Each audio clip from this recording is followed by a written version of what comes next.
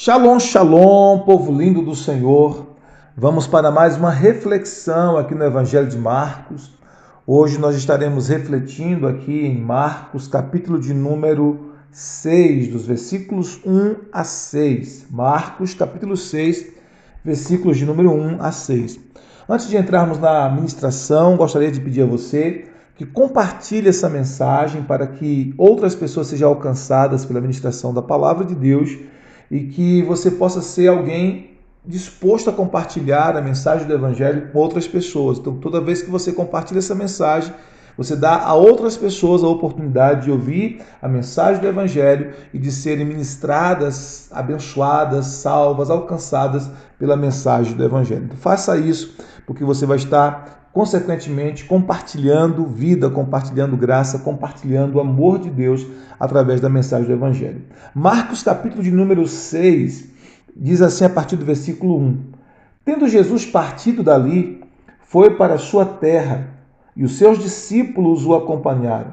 Chegando o sábado, passou a ensinar na sinagoga, e muitos, ouvindo-o, se maravilhavam, dizendo: de onde vem a este estas coisas?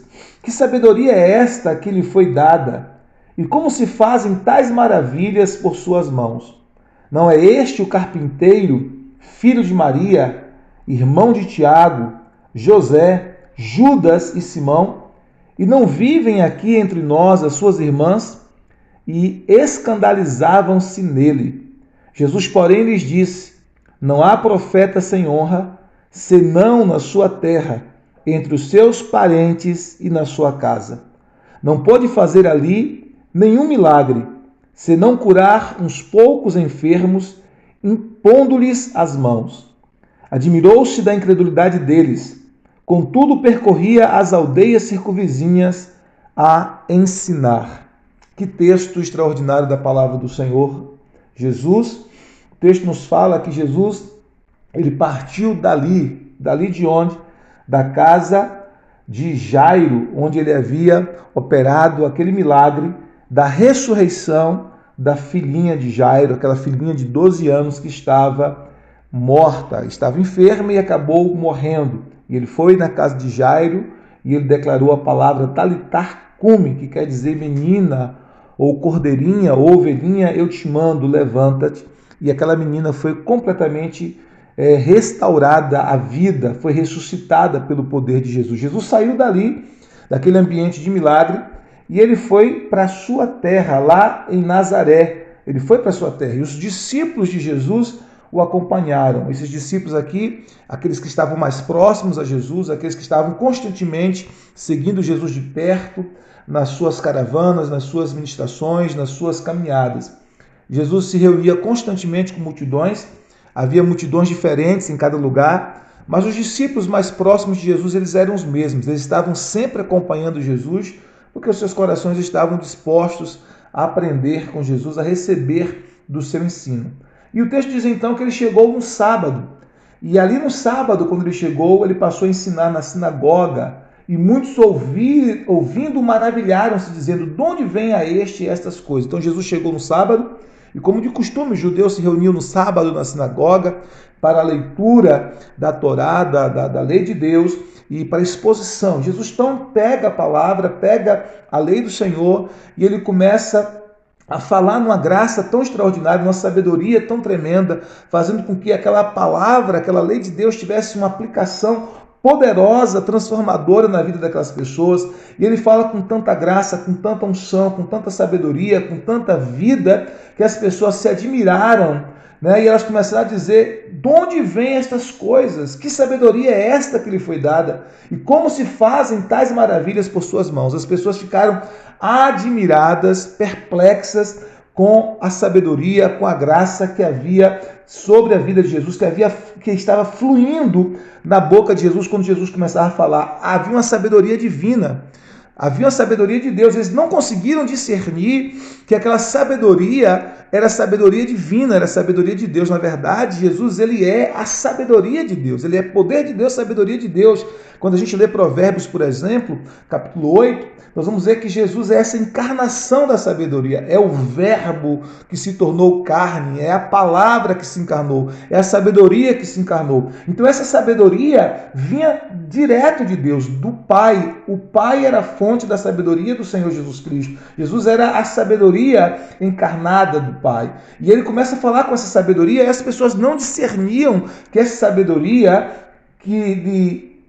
com quem ele falava, que lhe foi dada, essa sabedoria vinha do Pai, que essa sabedoria tinha origem no Pai. E o texto diz então que eles ficaram maravilhados, perplexos.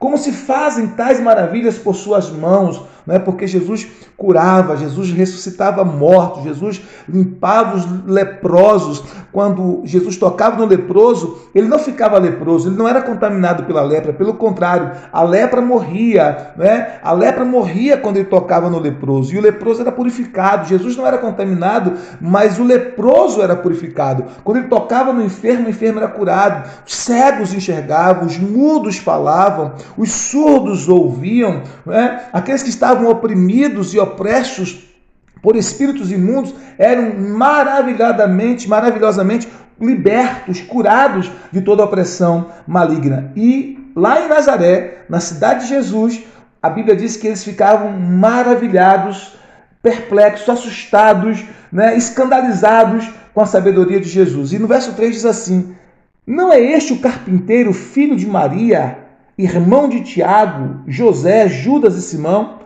E não vive aqui entre nós suas irmãs?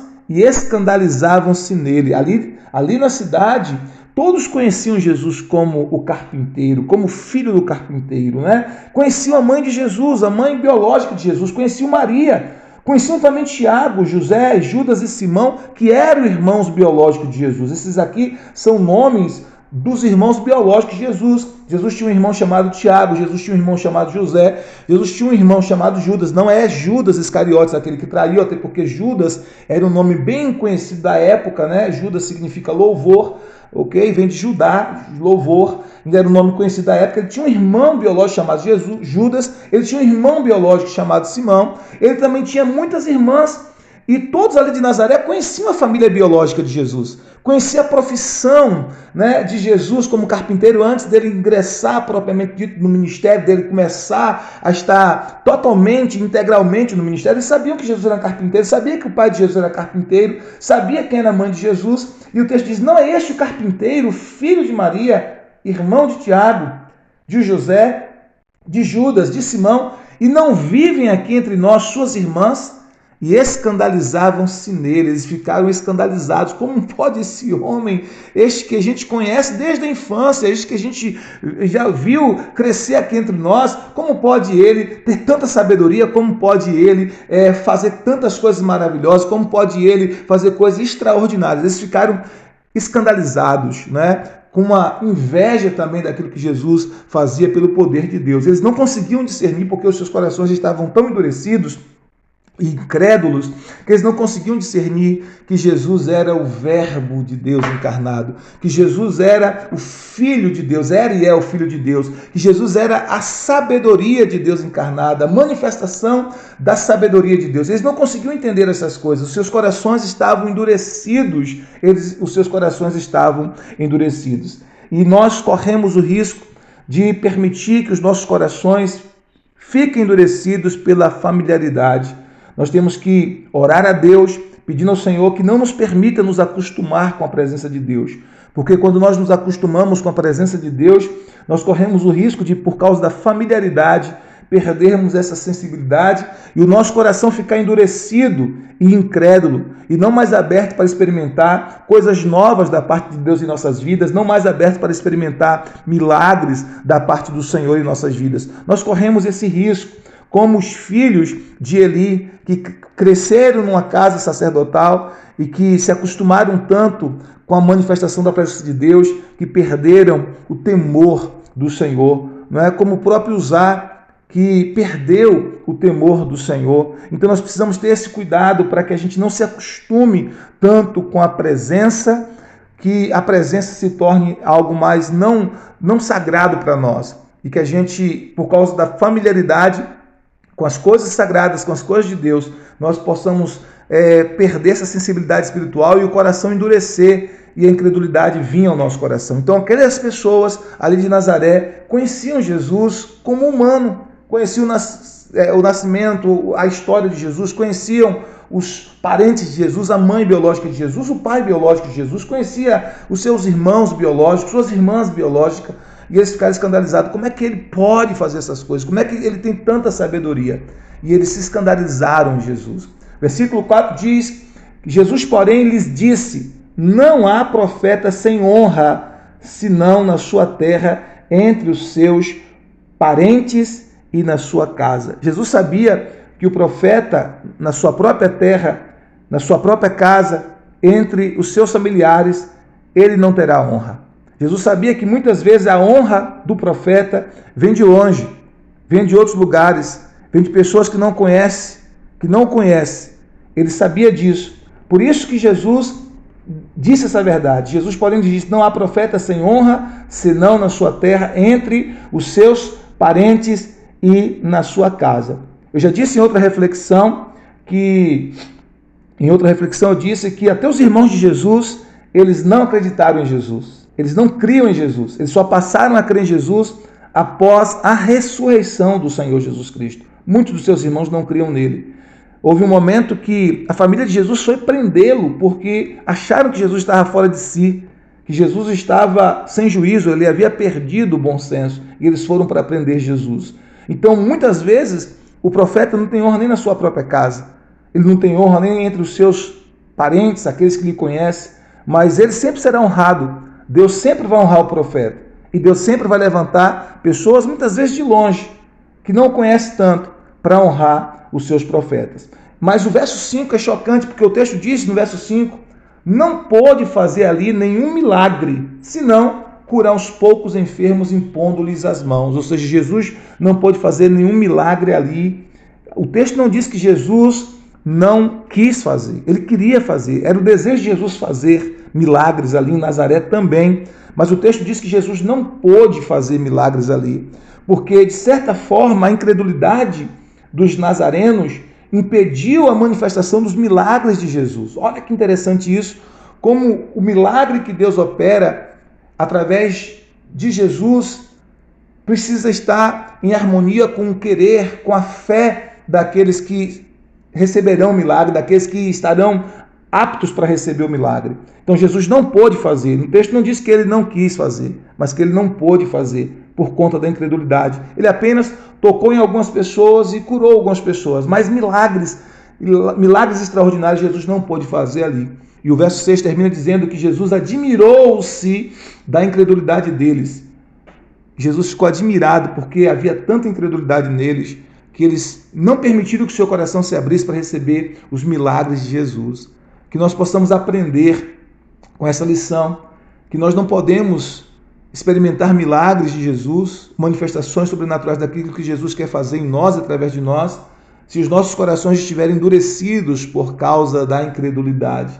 Que nós sejamos pessoas de fé, pessoas que creem sem duvidar, na palavra de Jesus, no evangelho de Jesus, no poder de Jesus, na graça de Jesus, no amor de Jesus, na intenção de Jesus de nos fazer sempre o bem, desde a salvação da nossa alma até a cura do nosso corpo. Que nós não permitamos que a incredulidade tome conta do nosso coração. O texto diz que percorria então Jesus as aldeias circunvizinhas e ensinava. Jesus então não pôde fazer milagres ali em Nazaré por conta da incredulidade. O que Jesus fez? Jesus começou a percorrer as aldeias ali circunvizinhas, as aldeias vizinhas, e ele começou a ensinar. Porque pelo ensino da palavra, pelo ensino do evangelho, eles poderiam aprender a absorver o ensino e adquirir algum nível de fé, visto que a palavra de Deus ela produz fé quando acolhida no coração aberto. A Bíblia fala que a fé vem pelo ouvir, e ouvir a palavra, ouvir a pregação da palavra, ouvir a pregação de Cristo. Então, é por meio da palavra que a fé brota. Por isso que Jesus, ele deixou ali Nazaré, ele foi percorrer as cidades circunvizinhas, as aldeias circunvizinhas, para ensinar, e ele ensinava o evangelho, ele ensinava a palavra. O que nós vamos aprender? Nós não podemos permitir que a incredulidade tome conta do nosso coração, a ponto de não permitir que os milagres de Jesus nos alcancem e nos acessem. Deus tem milagres para nós em seu Filho Jesus Cristo. Deus tem milagres para a nossa vida. Nós precisamos crer em Jesus, crer nesses milagres, crer naquilo que Jesus quer, deseja, tem boa intenção de fazer por nós. Porque se nós não crermos no Senhor Jesus, se nós não crermos naquilo que Ele está disposto a fazer por nós, nós vamos nos fechar para os milagres de Jesus. E Deus quer que nós estejamos abertos para os milagres de Jesus e os recebamos em nossa vida, em nome do Senhor Jesus. Que Deus abençoe essa palavra em seu coração, que você possa refletir nesse texto e ser poderosamente abençoado. Mais uma vez peço a você, compartilhe essa mensagem para abençoar outras pessoas, em nome de Jesus. Shalom, shalom, graça e paz. Deus te abençoe.